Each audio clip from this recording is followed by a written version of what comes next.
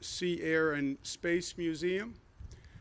This is a remarkable facility, and it's always a pleasure to be here. It was started by the Fisher family, which is one of the great families of the state of New York. Susan Marinoff-Zausner is here with us today, who's the president of the organization. We want to thank her for her kindness. And today we honor the service members who have lost their lives. We remember their families and the pain that they've dealt with. And we thank them all for their service, their bravery, and their sacrifice.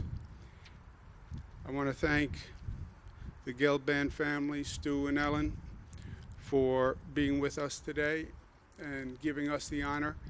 And let's take a moment of silence in memory of all those who are fallen and wishing their families peace on this difficult day.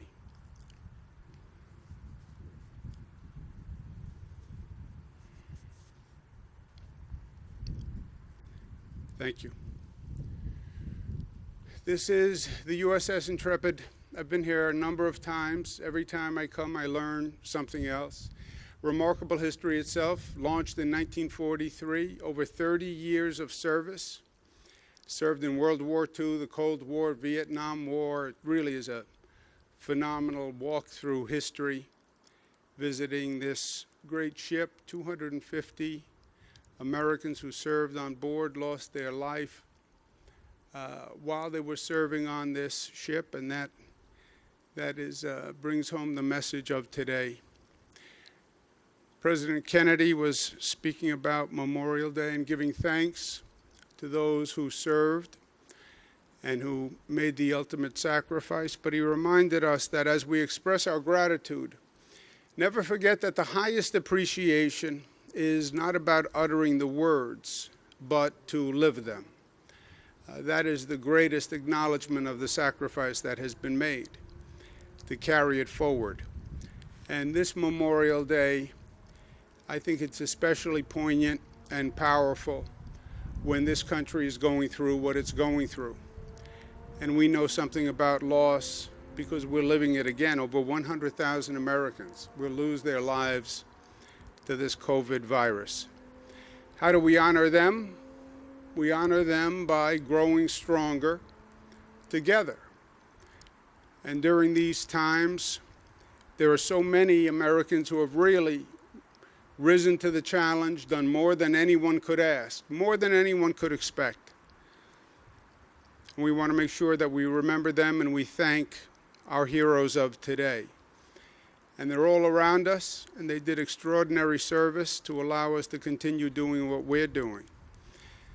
I can just imagine the responsibility of a chief executive who has to call men and women into war and how they deal with that responsibility. I know that I feel a grave responsibility to our frontline workers, our essential workers, who understood the dangers of this COVID virus, but went to work anyway because we needed them to. We needed the nurses and the doctors to perform phenomenal service in the hospitals. We needed the police, the fire department, the EMS to show up. We needed the frontline workers in grocery stores to show up so others could stay home and be safe. And I bear heavy the responsibility of explaining to the people of this state and beyond what we were dealing with when we were dealing with the COVID virus and how dangerous it was, and then in the same breath asking people to please show up tomorrow, having just explained how dangerous it was. And many of those people who showed up and did their duty and served with honor lost their lives to keep others of us safe. And in many ways, that is a microcosm of what we hear talking about today on Memorial Day. But, as John F. Kennedy said, remember with your actions. And today, we're saying we honor that service, and we're going to make sure that every government in the state of New York provides death benefits to those public heroes who died from COVID-19 during this emergency. I also believe the federal government should be doing the same, honoring the frontline workers showing Americans that we appreciate what you did, that you showed up when it was hard, that you worked when it was hard, you appeared for duty when it was troubling to do so, and I'm sure many people were afraid to show up, but they showed up anyway. And they deserve not just words of thanks, but actions that show the appreciation. And I think the federal government should dedicate federal funds and pay hazard pay to those workers who showed up. It's a way of saying thank you. We understand what you did. We appreciate what you did. And it's a way of showing Americans that when there is a next time, and there is a next time, that we truly appreciate those people who show up and do their duty. Today, we also honor the veterans who we lost to coronavirus during this epidemic. Jack Conyers, Stephen Patty, Cleveland Jessup, and those are just a handful, people from New York. We're still in the midst of this COVID battle. We are making progress here in New York. Again, the hospitalization rate is down. The net change in hospitalizations is down. Intubations is down, which is very good news. Day-to-day hospitalizations are down, which is continued good news, and in many ways the most important news. It means the number of people who are coming in to our hospitals on a day-to-day basis continues to drop. And the most important number to me, the number of lives lost, 96, is still painfully high, but only in the relative absurdity of our situation is that relatively good news. And we remember those 96 families today. John F. Kennedy's words of appreciation were echoes of the thoughts of Abraham Lincoln after thanking those who lost their lives in the Civil War. It is for us, the living, to be dedicated here to the unfinished work that they have thus far so nobly carried on. It's about the unfinished work. That's what Abraham Lincoln said. That's what John F. Kennedy said. That's what almost every great leader of this country has said. It's about dedicating ourselves to the unfinished work. And we do that here in New York. We honor the memory of the fallen by going forward, by living, by growing, by advancing, by learning from it, by being stronger than ever before, by taking the values and principles of America that they lived and died for, and raising them to a new level, by rising even higher and even stronger than ever before. And we will do that. We will do that here in New York. We'll do that in this country, because America and New York are tough, smart, united, disciplined, and loving at the end of the day. And that has brought us to this point where this country is the strongest, best country on the globe, and it will take us forward. Questions? Yes, Governor, when you had required people in nursing homes who were working there to get tested twice a week, are you also requiring the patients to be tested as well? We are testing the patients. It's not really it is a requirement that the staff be tested twice a week. Some of the nursing home operators have pointed out that that's a burdensome task, and I understand that it is, but it is a requirement to maintain your nursing home license in the state of New York. We've known from day one that the nursing homes are the most vulnerable places for this COVID virus. We were introduced to it, Seattle, Washington, in a nursing home. Vulnerable population in the most vulnerable place in a congregate setting. So I understand the burden. We're working with them to get the testing, et cetera. But I want to make sure that we can all say at the end of the day that we did everything we could. We still lost 96 people yesterday. God and Mother Nature has a hand in this, but we did everything we could. They got the best hospital care, the best nurses, the best doctors, and still we lost 96 people. I want to make sure we can say that all across the board, and we can say that about nursing homes. And that's why it is a requirement to test the staff. We're also testing the patients, the residents of nursing homes. I wouldn't call it a requirement, so to,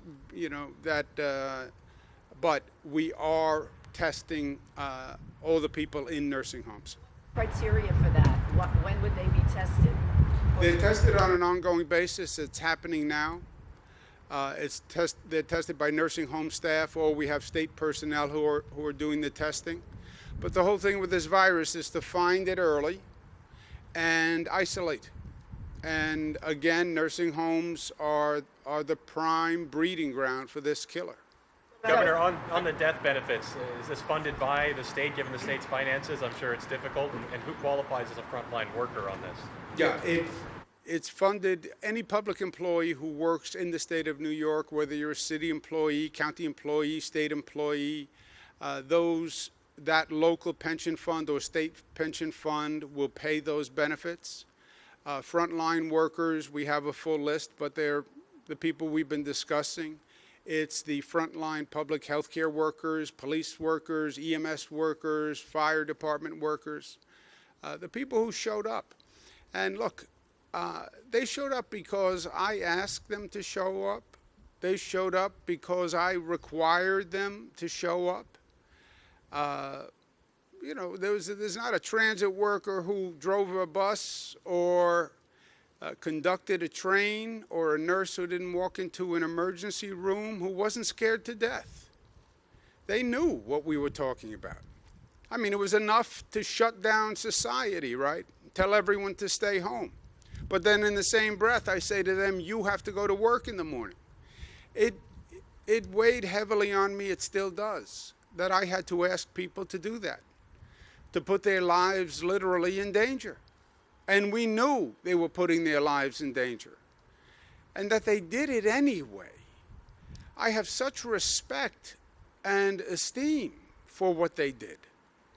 And I want to make sure that we repay that, not just by saying thank you and running nice television commercials, right?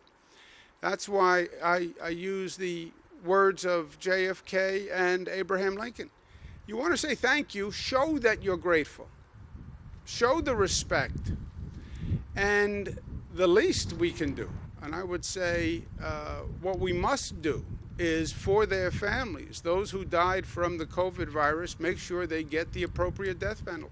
I know that it's based on numbers, but given the data that you've been looking at, Mayor de Blasio has said that New York City could open sometime around mid-June, which is actually not that far away. Based on the data you're seeing, is that a possibility?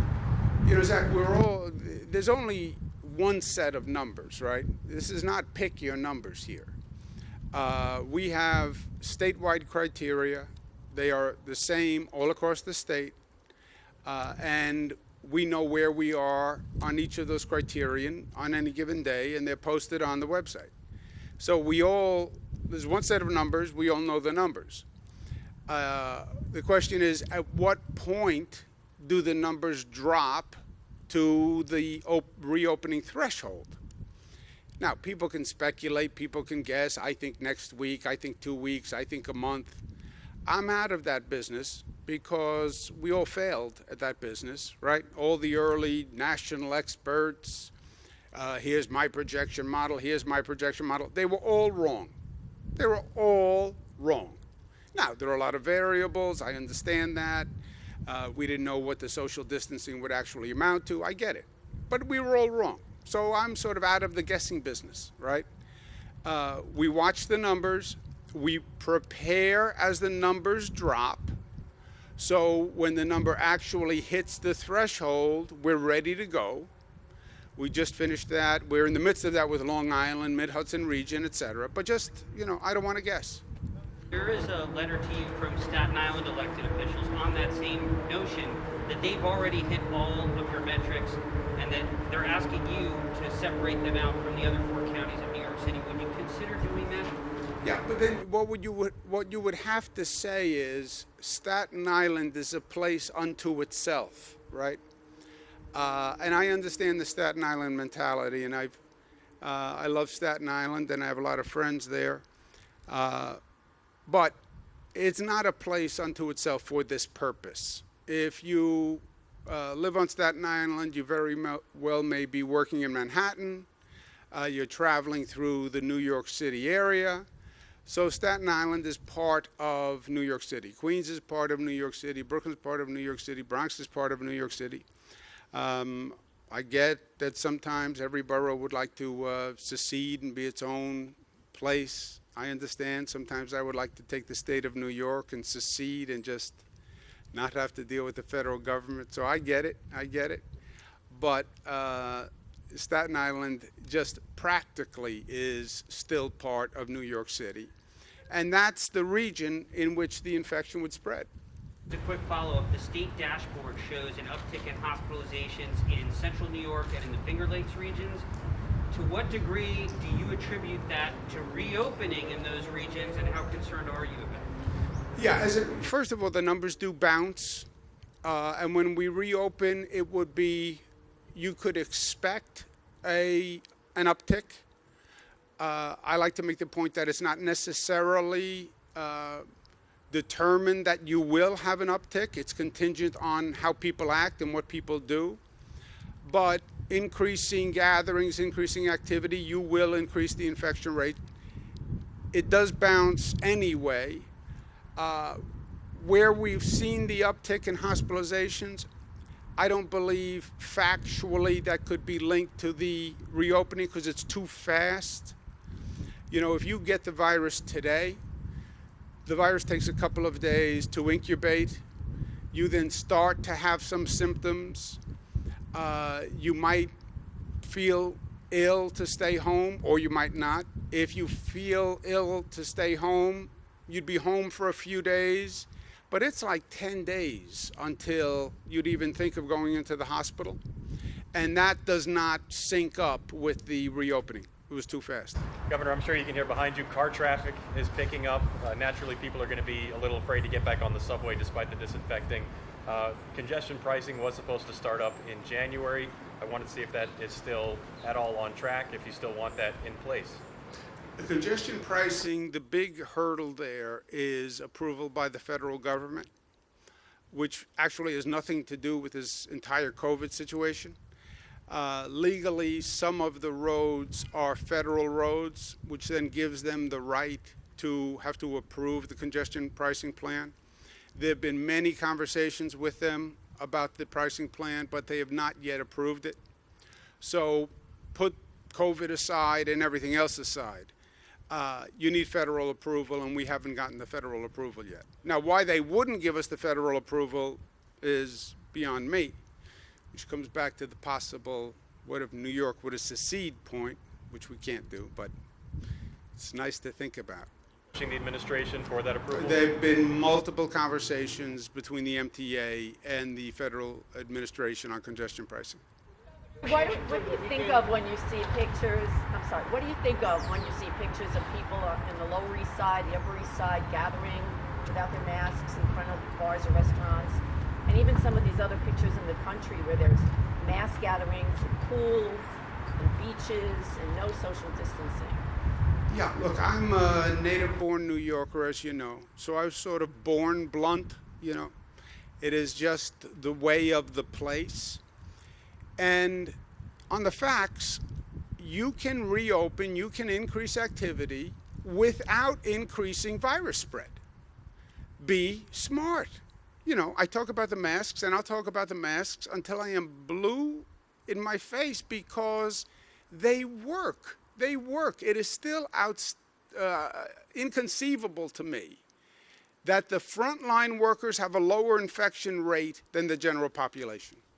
The nurses and doctors who were in an emergency room have a lower infection rate than the general population. The transit workers driving the subways have a lower infection rate than the general population. The police have a lower infection rate than the general population because they use the PPE. It works. Why you wouldn't use it, there's no legitimate, rational explanation. Well, I don't like the way it looks. You know what? paint something on the mask, right? Get a new color. You know, you can get a designer mask. It's such a, the opposition is so trivial and nonsensical relative to the risk.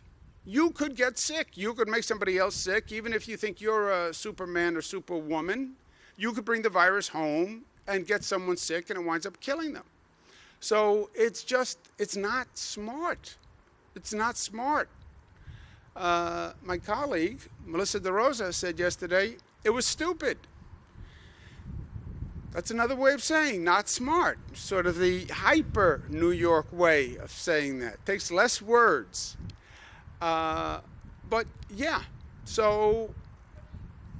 That more people are ignoring or declining to wear a mask and ignoring social distancing because they see the numbers go down and they just think, oh, okay, it's all better now.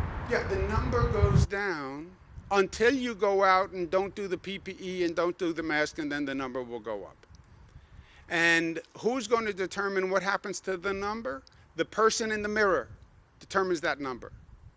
You tell me what people do today, I'll tell you what the infection rate is 3, 4, 5 days from now.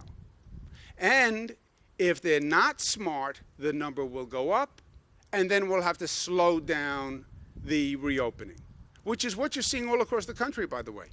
Our number's going down. The rest of the country, the number's going up. Why? Because they never took it seriously. Reopened too fast, reopened without monitoring, reopening without controls, the number goes up. And they haven't even looked at the history on this. I know history isn't cool anymore. I like to talk about history, and some people point out that, you know, nobody really cares what happened 100 years ago. I get that. But sometimes you pick up a little hint. We had the 1918 pandemic. You look at the places that didn't close, they had a much higher infection rate. And then it comes back in a second wave. So it's not smart. It defies history, defies everything we know, defies common sense. On the eviction moratorium. Other than that, I don't have any strong feelings on the matter. On evictions, I know it was extended into August, but there were a few extra lines that were in this new one about the tenant needed to be having financial hardships or on unemployment benefits. I wanted to see why those lines were added, and are you worried that it all puts the onus on tenants to prove they shouldn't be evicted? No, look, a lot of this is common sense, right, and balance. You should not be evicted because you can't pay the rent. And that's the executive order, and that's true through August. So rent, I wanted to take rent off the table for people, all right? That's one less thing you have to worry about. And one less thing until August. And by the way, between now and August is a lifetime, and if we're still in this chaos in August, we'll figure it out then.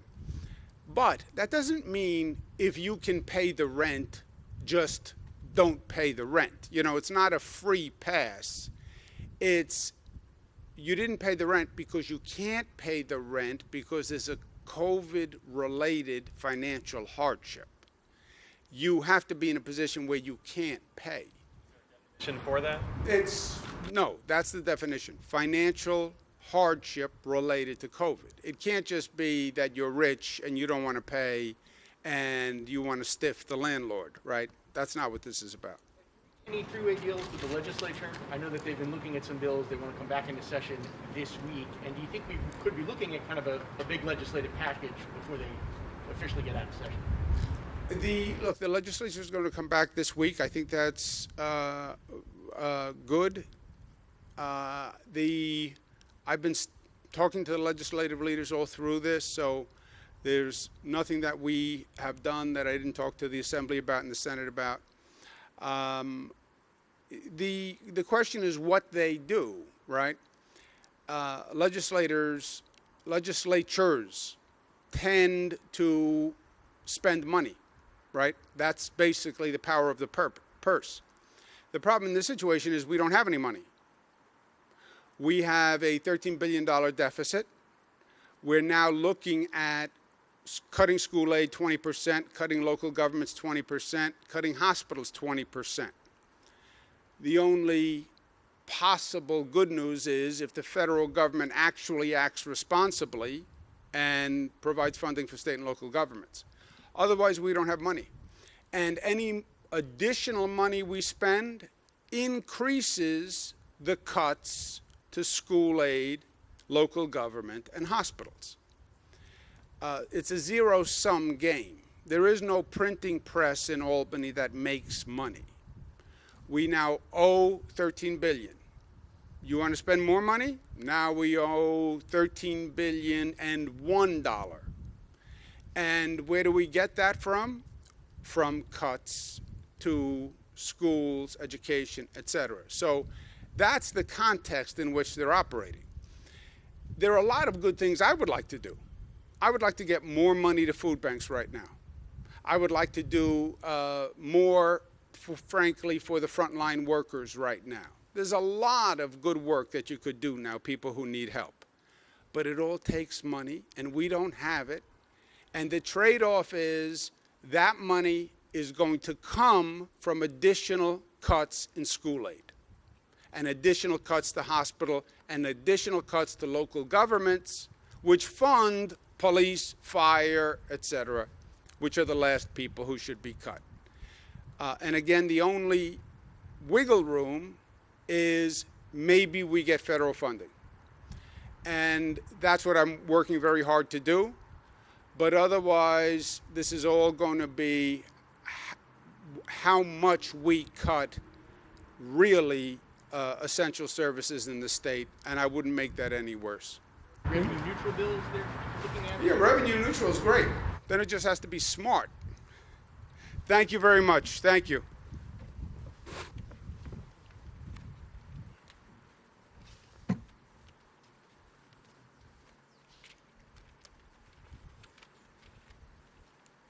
Thank you.